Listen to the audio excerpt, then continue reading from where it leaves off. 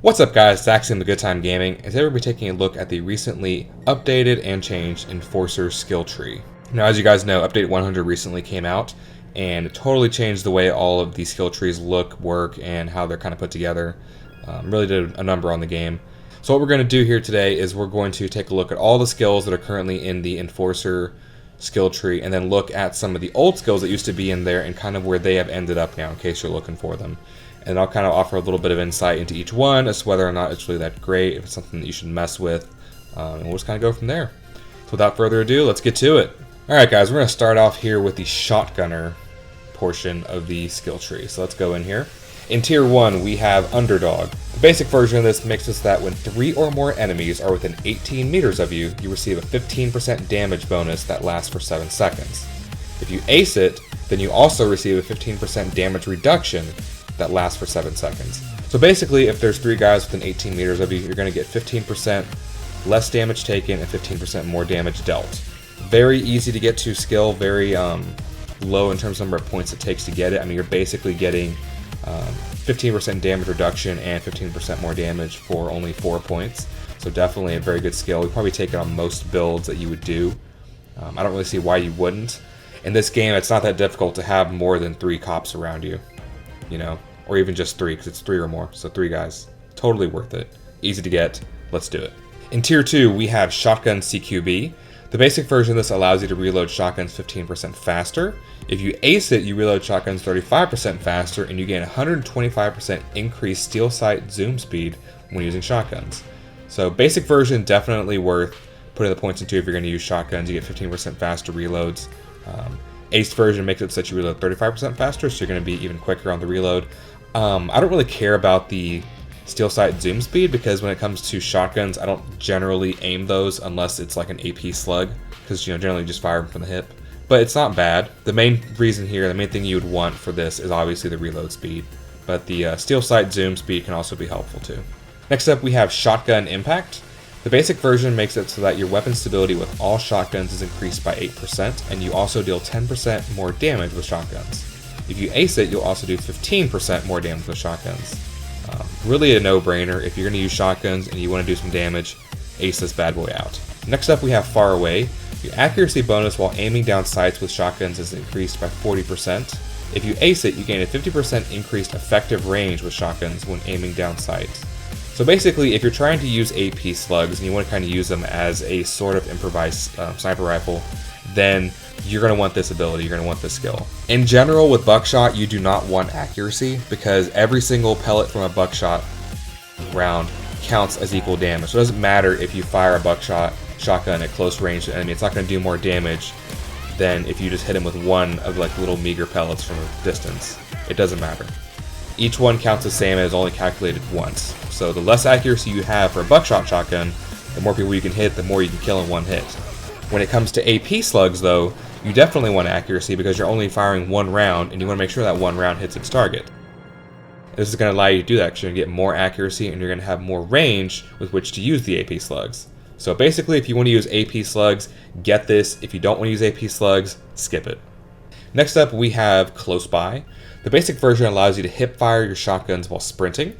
The Ace version will increase your rate of fire by 35% when firing from the hip with single shot shotguns. Shotguns with magazines have their magazine size increased by 15 shells. So this one's kind of worthless to me. I don't really care about being able to hip fire my shotguns. Some people might care about that, but I'm not one of them. So if you like to do that kind of thing, if it sounds good to you, then go ahead and get the basic. As far as the ace goes, it definitely can be fun to run around with like the ISMA or the stakeout and just blow everybody away. Here you can see me kind of running around with the ISMA, just shooting shit like I got sonic speed. And I mean, that's kind of fun, but I mean, most levels I probably won't be able to take advantage of that. There's not really a whole lot of shotguns that have magazines, right? It's just a very, very small portion of them that actually have magazines. So you're not really benefiting all of your shotguns with this. So kind of dubious, kind of debatable. That's where you want to ace it. Basic, if you want to run around and shoot with shotguns, go for it. Last but not least, we have in tier 4, Overkill. When you kill an enemy with a shotgun or the OV-9000 portable saw, you receive a 75% damage increase for 20 seconds. If you ace it, the damage bonus now applies to all weapons. The skill must still be activated using a shotgun or the OV-9000 portable saw. Your weapon swap speed is increased by 80%. Now this skill has been buffed. because I believe in the originally it only gave you, I think, 7 seconds of damage, which it still allowed you to swap to another weapon, right, and use that. But basically, if you're sitting there trying to swap to another weapon, you only have 7 seconds. You're not really going to be able to take advantage of it.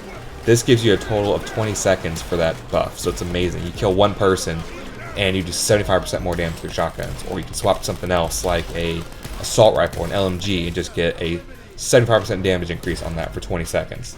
Very, very strong. Very good. There's really no reason not to take this skill at all. It's very good. Get it. Next up, we have Tank. Tier 1, we have Resilience. The basic version of this will increase your armor recovery rate by 15%. If you ace it, it'll reduce the visual effect duration of flashbangs by 75%. So obviously, if you want to move into Tank, then you're going to have to get the first rank here. If you're putting together a build and you just want to put a pointer to somewhere, then I would definitely put a point into this to get that 15% faster recovery rate. It's really definitely worth getting. The ace version of this is also really good, 3 points to basically negate the serious effects of flashbangs. Anybody who's played Death Wish knows that sometimes you just get chain flashbang and then you get gangbanged by the cops because they just roll through there and they blow your ass away while you can't even see anything but just a white screen. In Tier 2, we have Die Hard. The basic version will make it so you take 50% less damage while interacting with objects. This used to be over in Technician. It is now here. The Ace version will increase your armor of all ballistic vests by 20. This is only the ballistic vests, okay? This is not the flak jacket. This is not the ICTV. It's only ballistic vests. So 20 more armor with ballistic vests. This skill used to be over in Fugitive before update 100. Next up, we have Transporter. The basic version allows you to throw bags 50% farther. It says further, but it should say farther. The Ace version will make it so that for every 10 armor points you have, the bag movement penalty speed is reduced by 1%. So basically, the heavier your armor is, the less of a reduction you'll have in speed whenever you're carrying a bag. The basic version is worth getting as far as I'm concerned. This game is basically like bag moving simulator. As far as the Ace version goes, generally I don't think it's really that cumbersome to try and walk around in the ICTV carrying stuff, but there might be some situations where you might want to bring it. Like if you're doing specific heists where like you're going to move in gold, for example, then it might be worth to bring it just so you can get that little extra boost. But in general, I wouldn't really bother with acing it. In Tier 3, we have Shock and Awe.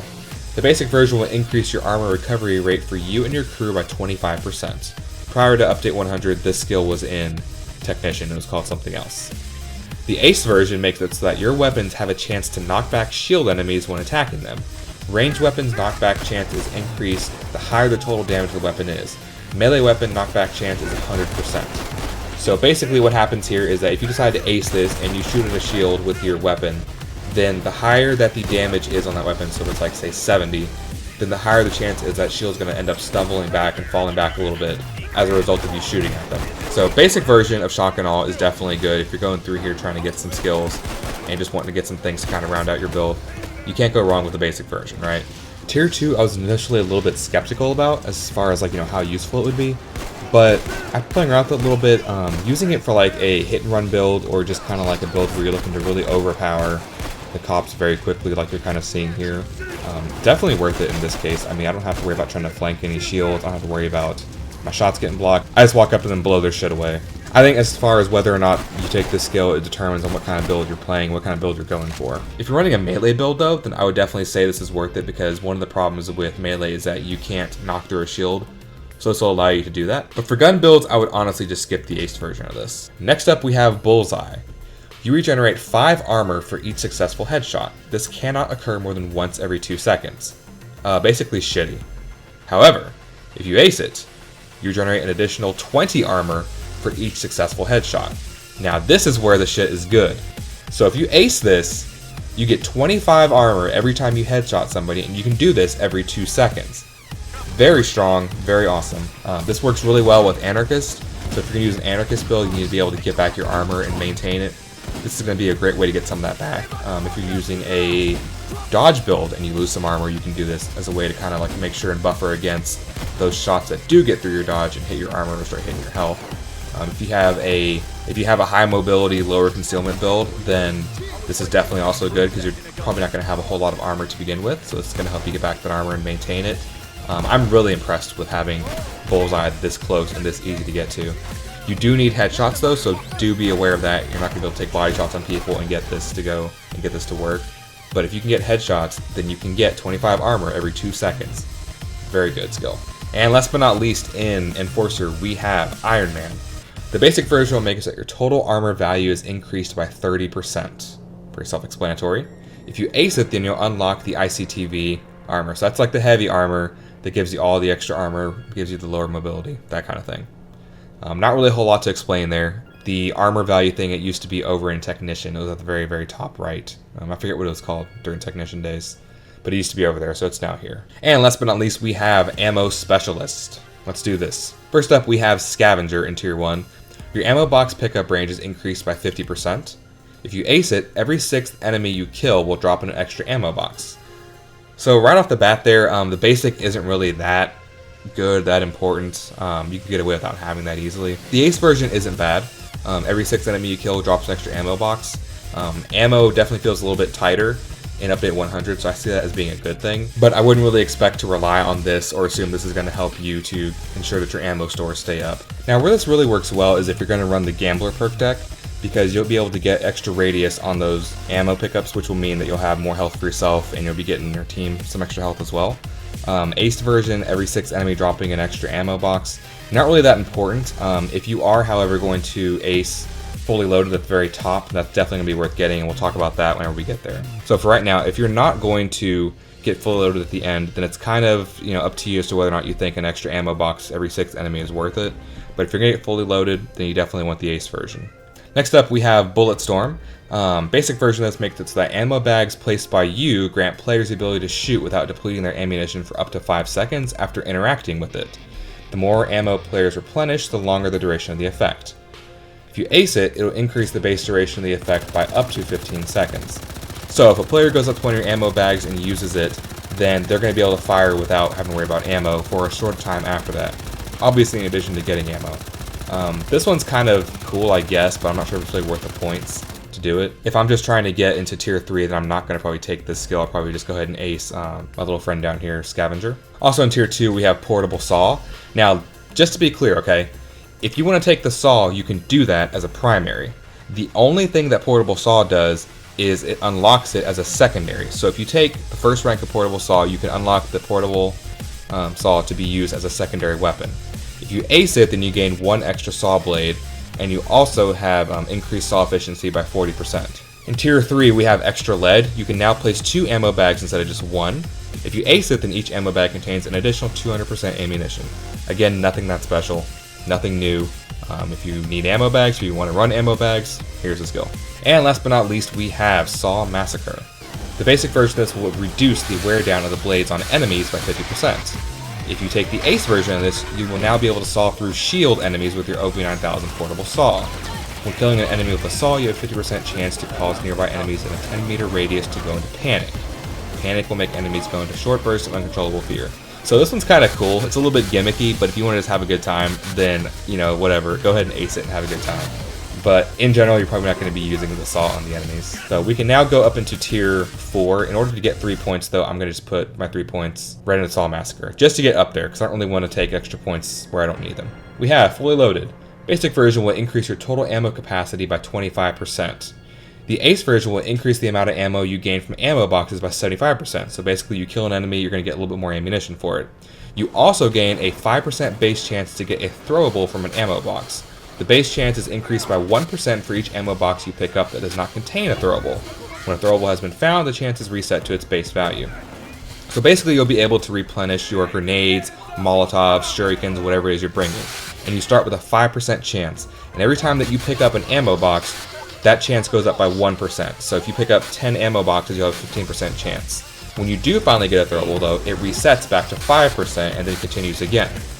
This is the only way to get back throwables in the middle of a heist, so if you're going to go for a heavy build, or if your build you're wanting to get grenades and Molotovs back and use them regularly, then definitely ace this out. It's also nice because you get 75% more ammo from boxes, so you really don't run out of ammo ever. Very strong skill, very good.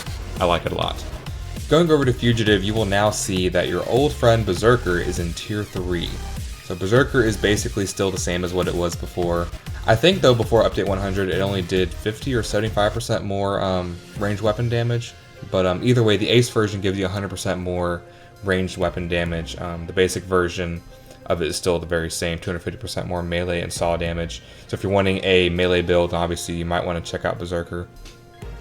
Also over in Brawler Tree of Fugitive, we have Pumping Iron. Your melee attacks do 50% more damage against non-specials, and if you ace it, you do 50% more damage against specials.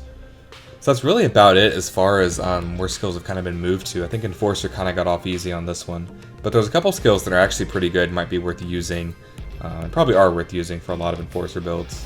Over here in Ghost, the very first rank of Second Wind is actually fairly interesting. When your armor breaks, your movement speed is increased by 30% for 5 seconds.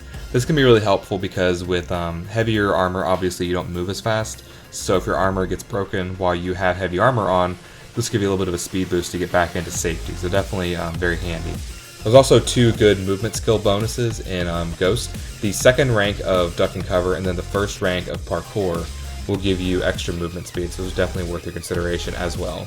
Acing Parkour will also give you the ability to run and reload at the same time, which can be very handy since with most shotguns you have to reload them 1 shell at a time. Alright guys, so that about brings us to the end of this video. Overall, I think Enforcer probably got the least number of changes to it, but it got some of the best ones in terms of like especially adding the ICTV and then 30% armor bonus to the same tree is pretty smart, I feel like. And not to mention fully loaded is pretty powerful now. If you ace that out, you'll be able to get throwables back, so definitely a good change there. The saw is still not really that great of a weapon. You can kind of see in this video, I've been showing some footage of me using the saw. It's not that great as a weapon. I mean, really, you're probably just going to be using it to open up deposit boxes and that kind of stuff. The big problem with it is that you have 0 defense if you don't take shockproof and ace it if you get hit by a taser. And it just also uses a lot of ammo to kill anybody. Like, you're using so much of the saw blade just to kill an enemy. I tried it both with the durable blade and with the damage blade, the sharp blade, and neither one of them was really that great. It takes a lot of ammo to kill dozers as well, and it's very risky. So just in general, not really that great. I wouldn't really recommend it at all, to be honest. So that about does it for this video, guys. We will have the video for Ghost coming very shortly. But in the meantime, check out the other 3 guides we've so far posted for Technician and Mastermind and Fugitive. Let me know what you guys think so far of the update and of the skills. I'm still enjoying the skills a lot. There's a lot of cool builds, a lot of really good stuff that you can get going from these builds. I'm pretty pumped up about this stuff. So this is actually a good time gaming. If you want to like, subscribe, and share if you like anything you saw today. And remember to always have a good time gaming.